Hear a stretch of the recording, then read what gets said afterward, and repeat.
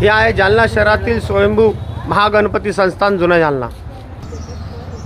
आपण हा जो परिसर बघत आहोत हा संपूर्ण गणपतीचा मंदिराचा परिसर आहे। मंदिर वजा घर असल्याप्रमाणे ही इमारत आहे।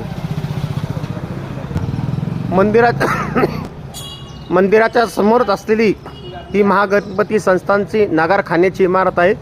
आजही 2024 मध्ये अतिशय चांगल्या स्थितीमध्ये आपल्याला बघायला मिळते। याच वेशीच्या समोर अजून एक वेस होती, पण कालांतराने निसर्गाच्या लहरीपणामुळे नक्कीच ही वेस जीर्ण झाली आणि पडली।